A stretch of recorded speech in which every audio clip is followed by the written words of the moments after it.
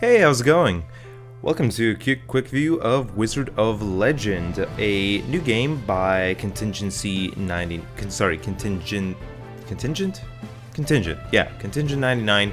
It is a ultra fast-paced roguelike action game, in a very similar way into Hyper Light Drifter. Give it the art style, can give you some flashbacks of that, albeit it's a bit less fidelity than something like Hyper Light Drifter, but that doesn't mean the game doesn't look all that nice. You got your single player, you got your two player, and you got a versus mode, which I don't know how I would feel about that, but I might look into that sometime in the future. But for today, we'll just be looking at the single player game. So yeah, what do you actually do here? Well, you're a wizard, you have some abilities, you can dodge, you have some stronger abilities, and then you have some ultimate abilities. Not too uncommon to games like League of Legends or Dota or Here's a New Earth or what have you. And what you basically do is you traverse a ever-increasing set of levels, up to level 9 I think, where you most likely fight a final boss. I don't know exactly, I haven't gone past level 2. Newsflash, this game is very, very difficult. And yeah, you basically go through these levels, gaining relics which improve your stats and give you other abilities along the way, as well as changing your arsenal and unlocking more different and maybe better abilities. And that's a very basic concept. If you've played games like Binding of Isaac or Enter the Gungeon, you kinda know where this is going. But it's also very different because I would say it's much more in your face, as you do have to go quite close with some of your attacks to actually do damage, and enemies attack real damn fast. Even you almost have to predict when they would attack, or rather when you would stop hitting them to actually dodge, because in a moment you'll see me taking tons and tons of damage, being unable to actually dodge in time, because the game is extremely fast and it's very easy to lose almost all of your life very, very quickly. So yeah, it's procedurally generated. Some levels are a bit more difficult, I would say, and immediately I feel like I could have dodged that, but I did not. The game is very, very fast, but you can stun lock enemies, and so far it seems like the best way is to gather everyone in a pile and just kind of hit them in one group, because you can hit an unlimited amount of enemies in one attack. And just kind of pile on them and do not give them a chance to attack, otherwise you'll be in deep, deep trouble. And yeah, it's just, yeah.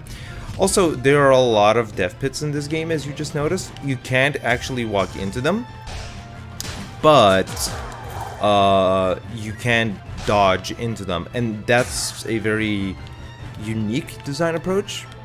Because what that basically means is there's a bunch of pits in the actual arenas, but as you're traversing post-fight, it's actually quite easy to dodge them, even though I'll probably still fall into them, like I did before. So it basically makes the combat very, very... what's the word I'm looking for? Very specific, in a sense. Because you can't just dodge in any direction, because you will start falling into cliffs. Your dodges can't be just, you know, okay, I dodged in time, but I dodged into a pit. And there's a lot of those, and yeah. Remember what I said about enemies attacking damn fast? They attack damn fast. It's really, really hard to actually dodge it. How does the combat feel like? Honestly, it's a bit mashy.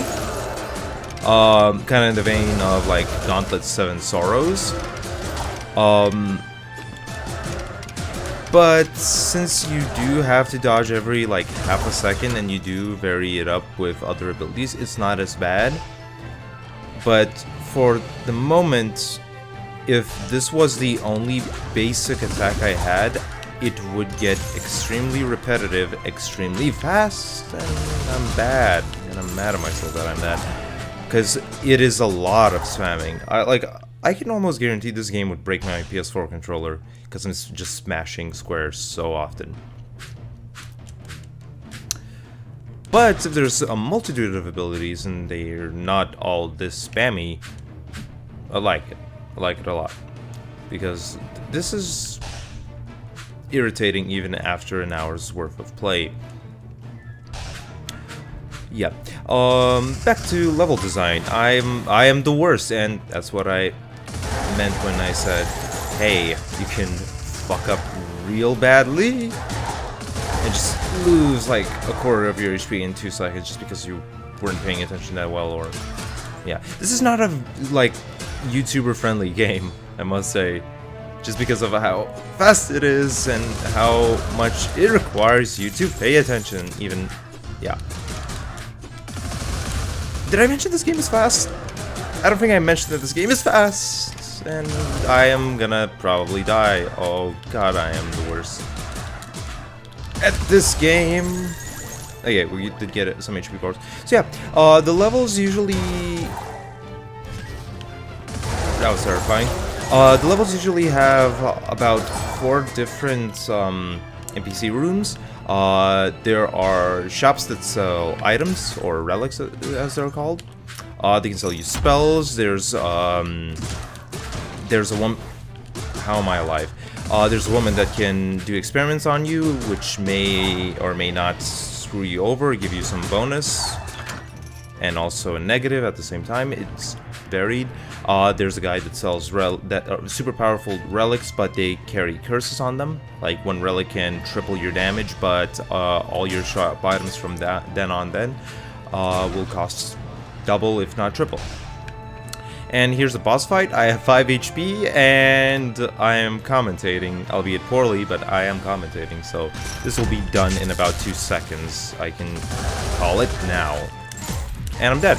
Yeah, so this game is... It's not impossible, because every time I die, I kind of feel... I know exactly why I died, and I know exactly how I could have played differently. It's just a matter of muscle memory and just getting used to the actual combat system, your cooldowns and stuff like that. Let's go again, because that was unbelievably embarrassingly short. Let's try to get at least to level 2.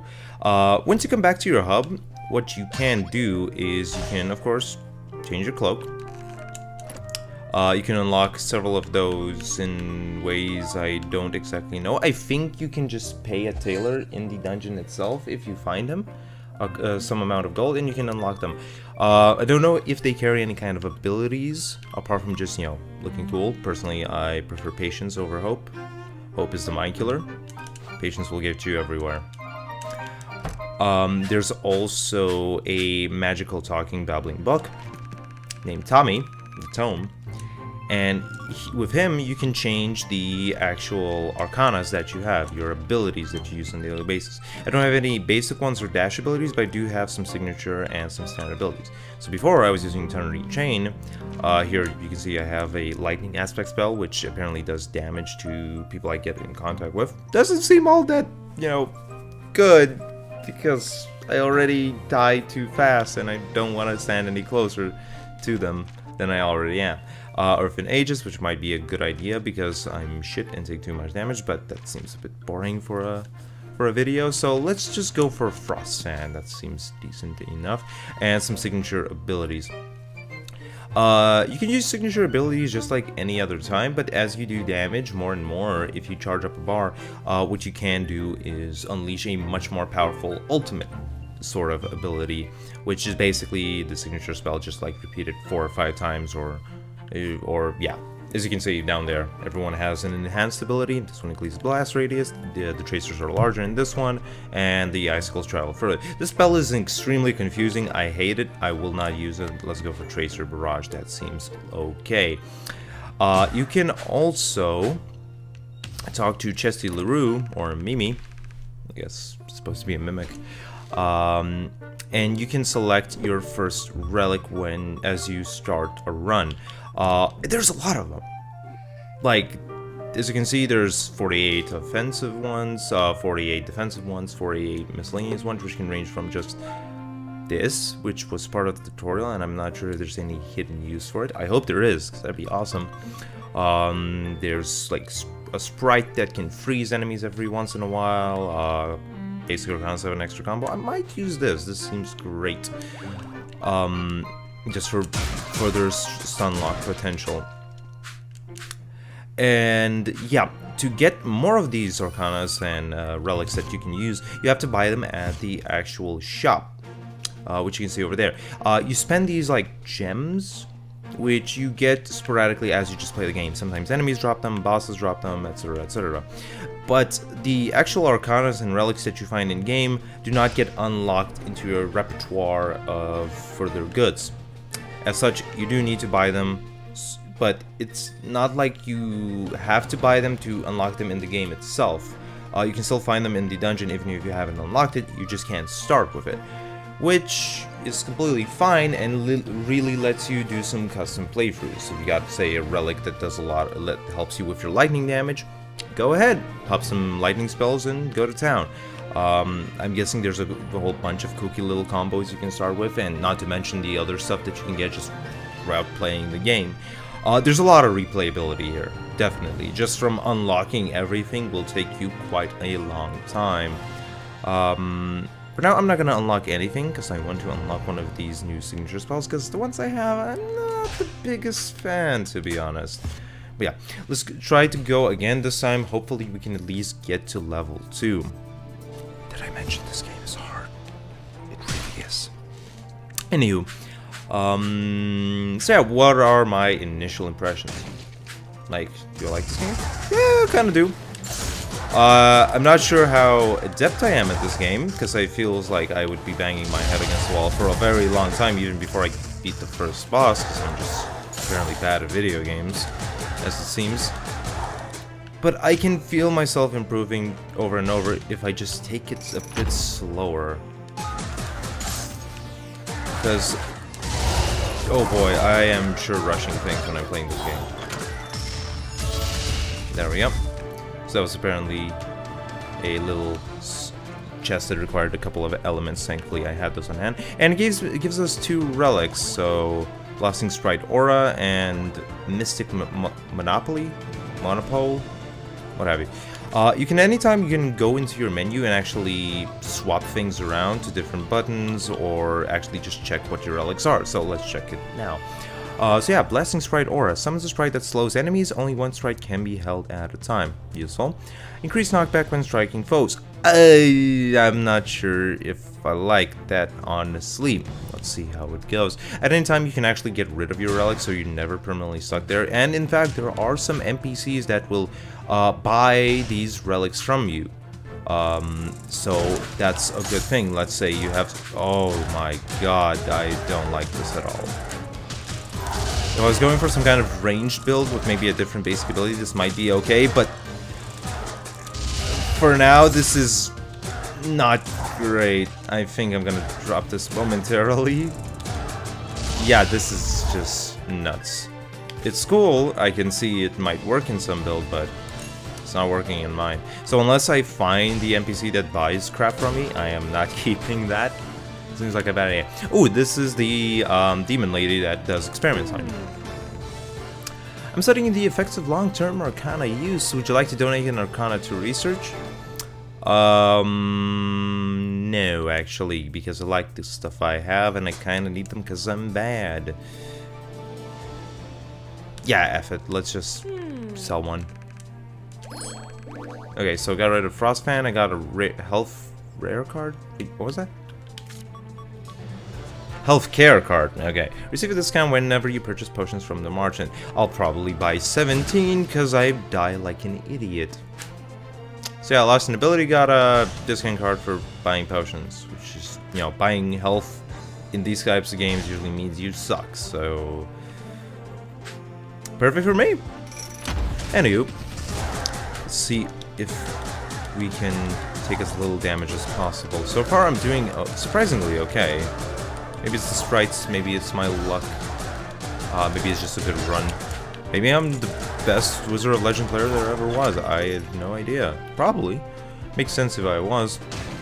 So yeah. This is the painter guy that sells the abilities. Unfortunately, I am broke as shit, so I can't afford anything. And from the looks of things, some of these abilities, when you find them in the store, can be enhanced. So I'm guessing it just always is in full powered mode. I'm not sure. I never could afford them. Maybe we can afford it on this run and actually test it out, because that would be very interesting. Actually, now that I'm fighting this fight and getting my ass kicked, I just thought of something that, hey, the knockback relic might actually be good for areas with a pit like this, because when enemies fall into a pit, they die pretty much instantly. So actually, let's just go back and get it and see how that goes. Didn't really think of that, but seems like a genius way, because it pushes back a whole lot. Anytime you can look into the map and see where you've gone. There's even a percentage marker on the minimap to your top left that says how much you've explored, in this case 57, 58%, and of course how many enemies are actually left here.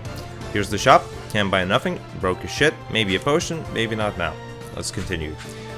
And I'm not sure if they give you any bonuses, maybe they give you a score tally afterwards. And now that I actually don't have a pit to throw them on, this is kind of bad, so I need to put them in a closet.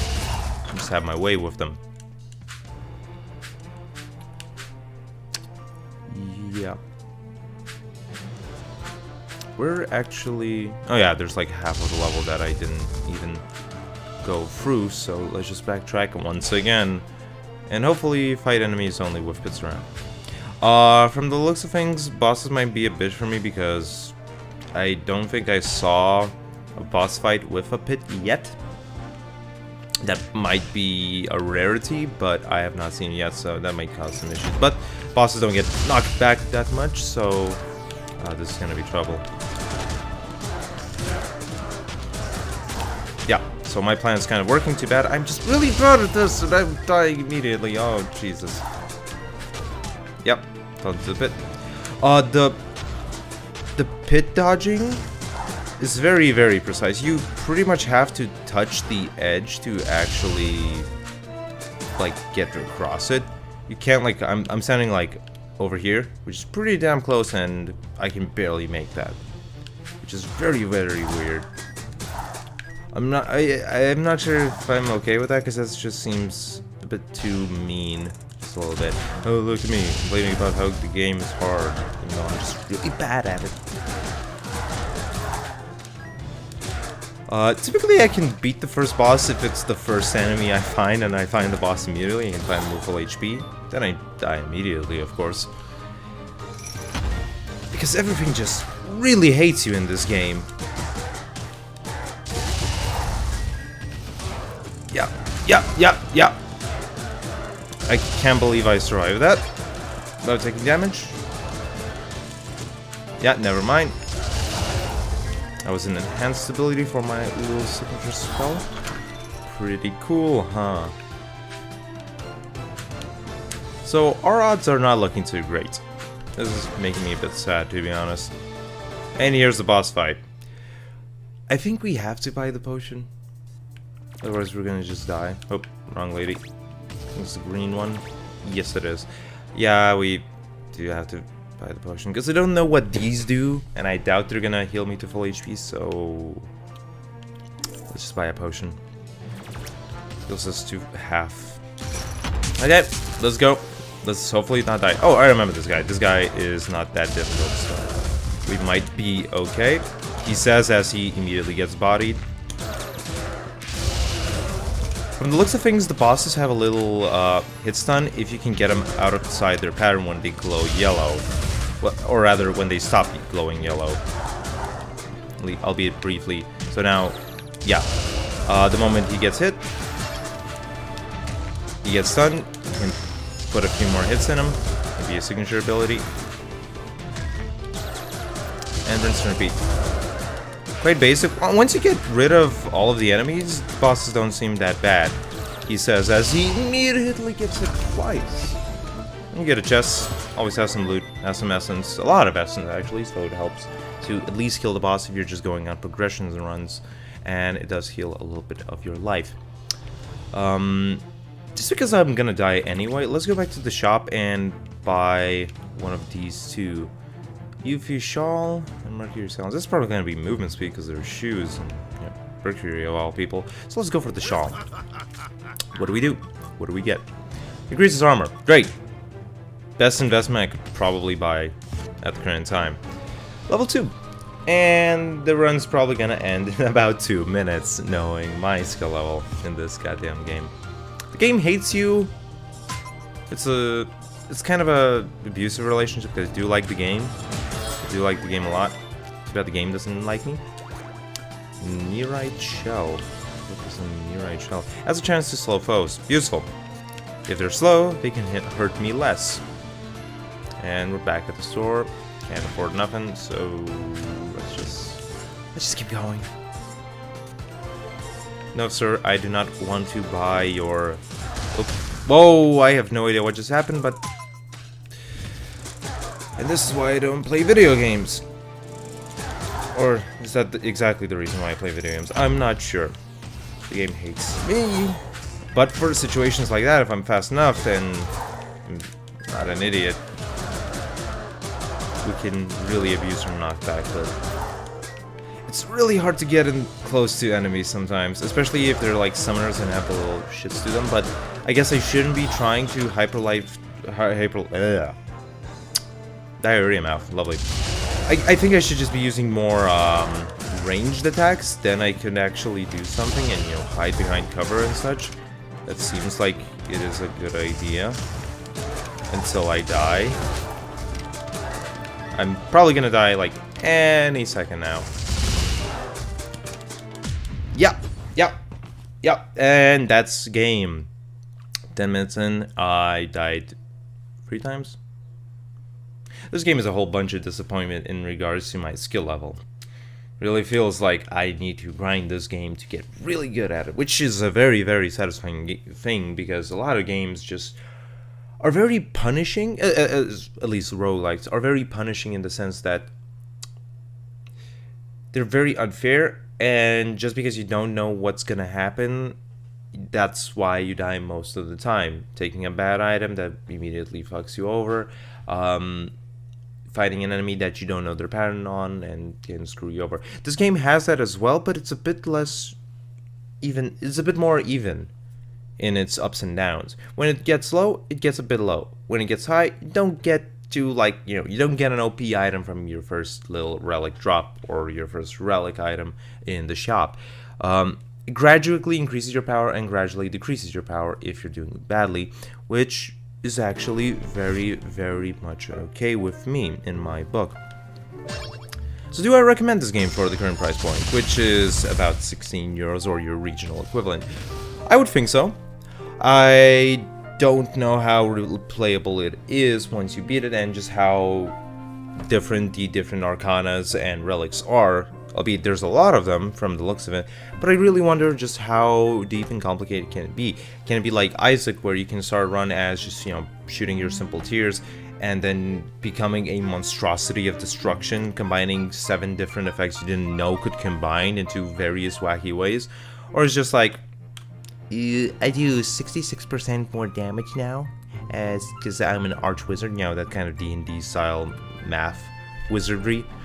I really hope it's the former, not the latter, because it's always more fun and way more varied if you have crazy shit happening to you. But that's not for me to decide right now. This is a first impression shows. I will personally be looking further into this, and maybe I'll do a update video if I get decently along with it, say whether I like it in the end or not. But for the time being, seems cool, seems hard, seems exciting.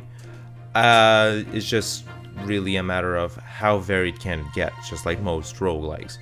If the variance is high, this game is great. If the variance is low, this game is just good. It's not a bad game whatsoever.